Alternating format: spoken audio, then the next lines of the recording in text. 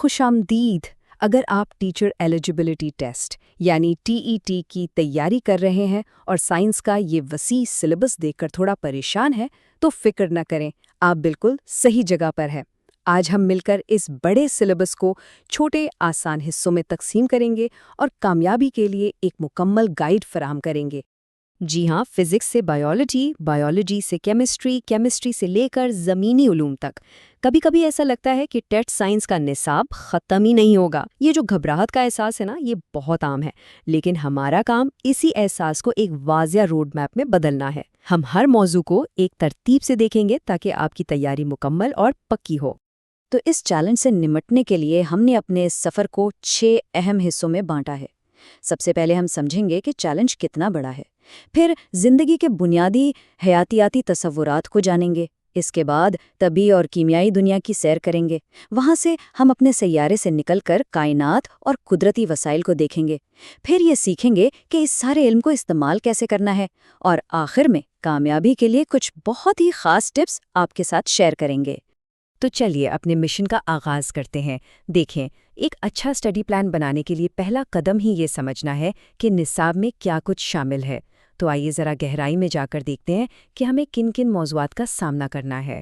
مادہ کی بنیادی حالتوں سے لے کے کائنات کی پیچیدہ ساخت تک، ٹیٹ سائنس میں علم کا ایک وسیع میدان شامل ہے۔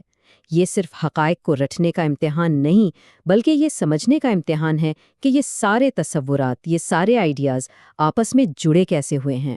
چلیے اب زندگی کی سائنس یعنی بایولوجی سے شروع کرتے ہیں۔ یہ صرف امتحان کے موضوعات نہیں ہیں، بلکہ یہ وہ اصول ہیں جن سے ہمیں یہ سمجھ آتی ہے کہ ہر جاندار، یہاں تک کہ ہمارا اپنا جسم، آخر کام کیسے کرتا ہے۔ تو آئیے کچھ سب سے اہم حیاتیاتی عمل کو ذرا تفصیل سے دیکھتے ہیں۔ نظام ہضم کو آپ جسم کا پاور سٹیشن سمجھ سکتے ہیں۔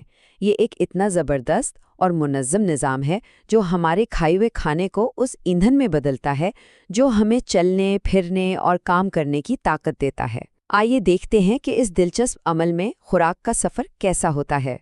سب کچھ منہ سے شروع ہوتا ہے، جہاں کھانا چبایا جاتا ہے اور کیمیائی ہاضمہ شروع ہوتا ہے۔ پھر خوراک غذائی نالی سے ہوتی ہوئی معدے میں پہنچتی ہے، جہاں طاقتور تیزاب اسے مزید توڑتے ہیں۔ اصل جادو چھوٹی آنت میں ہوتا ہے، جہاں سارے غذائی اجزاء جذب ہوتے ہیں، اور آخر میں بڑی آنت باقی بچے ہوئے فضلے کو سنبھالتی ہے۔ امتحان کے لیے اس ترتیب کو سمجھنا بہت ضروری ہے۔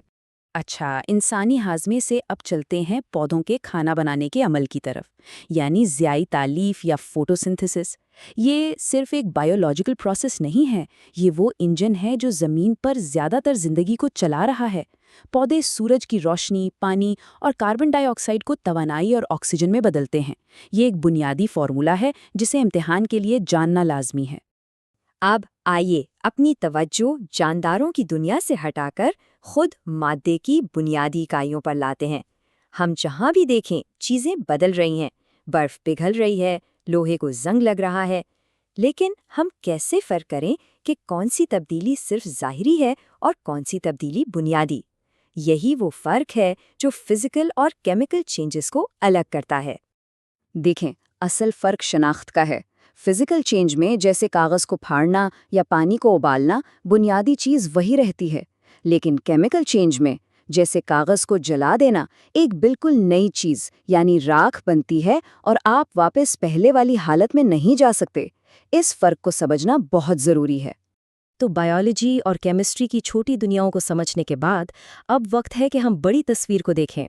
ہم ان قدرتی وسائل کا جائزہ لیں گے جو ہمیں زندہ رکھتے ہیں، جیسے پانی، اور پھر یہاں سے نکل کر وسیع کائنات میں اپنے نظام شمسی کی سیر کریں گے۔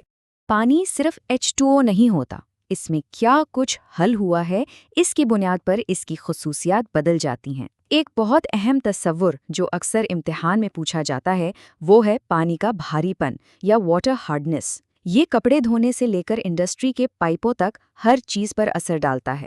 چلیے اس کو ذرا آسان کر کے سمجھتے ہیں۔ تو بھاری پن کی 2 قسمیں ہیں، ایک ہے عارضی بھاری پن جو کیلشیم اور میگنیشیم بائی کاربونیٹس کی وجہ سے ہوتا ہے. اسے دور کرنا نسبتاً آسان ہے، صرف ابالنے سے کام ہو جاتا ہے. لیکن جو مستقل بھاری پن ہے وہ کلورائڈ اور سلفیٹ نمکیات کی وجہ سے ہوتا ہے، اور اسے دور کرنے کے لیے کیمیائی عمل کی ضرورت پڑتی ہے.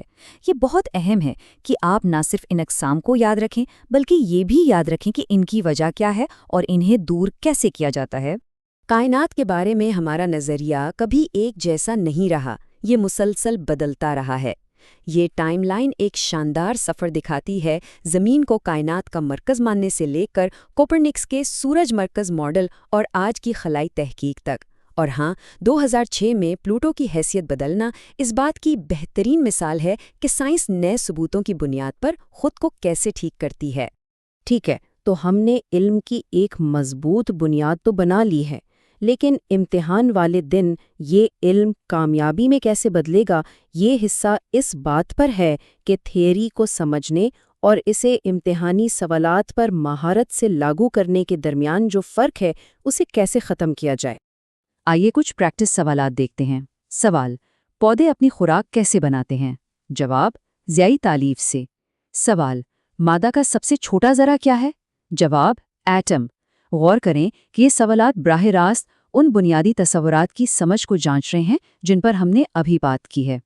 فزکس میں امتحان صرف بڑے بڑے تصورات تک ہی نہیں رہتا، اکثر وہ آپٹکس جیسے خاص موضوعات کی گہرائی میں بھی جاتے ہیں. یہاں ایک بہت اہم فرق جو سمجھنا ضروری ہے وہ ہے حقیقی عکس جسے آپ اسکرین پر دیکھ سکتے ہیں اور مجازی عکس جیسا کہ آپ آئینے میں دیکھتے ہیں. ان دونوں کے درمیان کا فرق. اور یہاں آتی ہے اصل بات، یعنی اطلاق کی. ٹیٹ میں وہ آپ سے شاذ و نادر ہی حقیقی عکس کی تعریف پوچھیں گے. اس کے بجائے وہ پوچھیں گے گاڑیوں کے سائیڈ مرر کے طور پر محدب آئینے کیوں استعمال ہوتے ہیں، اور اس کا جواب آپ کی مجازی عکس کی سمجھ میں ہے. محدب آئینے دیکھنے کا ایک وسیع زاویہ فراہم کرتے ہیں، بھلے ہی وہ چیزوں کو چھوٹا اور دور دکھائیں. یہی وہ عملی سوچ ہے جو وہ آپ میں دیکھنا چاہتے ہیں. ہم نے مواد کو تو دیکھ لیا، اب بات کرتے ہیں حکمت عملی کی. دیکھیں، معلومات کا ہونا صرف آدھی جنگ ہے، باقی آدھی جنگ یہ جاننا ہے کہ مؤثر طریقے سے پڑھنا کیسے ہے اور امتحان کو حل کیسے کرنا ہے. تو چلیے کامیابی کے لیے کچھ عملی نکات کی طرف بڑھتے ہیں. اپنے پڑھائی کا بہترین نتیجہ حاصل کرنے کے لیے ان 4 حکمت عملیوں پر دھیان دیں. پہلا، اہم تعریفیں یاد کریں. اکثر سوالات کی بنیاد یہی ہوتی ہے. دوسرا، اپنی سمجھ کو پختہ کرنے کے لیے مثالیں استعمال کریں. تیسرا، پریکٹس کا کوئی نعمل بدل نہیں، جتنے زیادہ ایم سی کیوز حل کر سکیں کریں. اور آخر میں، پیچیدہ عمل کے لیے ایک سادہ سا خاکہ یا ڈایاگرام متن کے پورے صفحے سے زیادہ مؤثر ہو سکتا ہے. یاد رکھیں، ٹیٹ کی تیاری ایک میراتھن ہے، کوئی 100 میٹر کی دوڑ نہیں. مستقل مزاجی سب سے اہم ہے. ہر روز پڑھائی کے لیے تھوڑا وقت نکالنا آخری لمحے میں سب کچھ رٹنے سے کہیں بہتر نتائج دے گا. اپنے عمل پر بھروسہ کریں اور اپنے پلان پر قائم رہیں. آخر میں اس قول کو یاد رکھیں، اگر منزل پانے کی ضد ہو تو چلنے کی ضد بھی ہونی چاہیے. ہم نے آپ کو راستہ اور علم فراہم کر دیا ہے، اب قدم اٹھانے کی باری آپ کی ہے. امید ہے کہ اس سے آپ کا راستہ کافی واضح ہو گیا ہوگا. آپ کی پڑھائی کے لیے نیک خواہشات.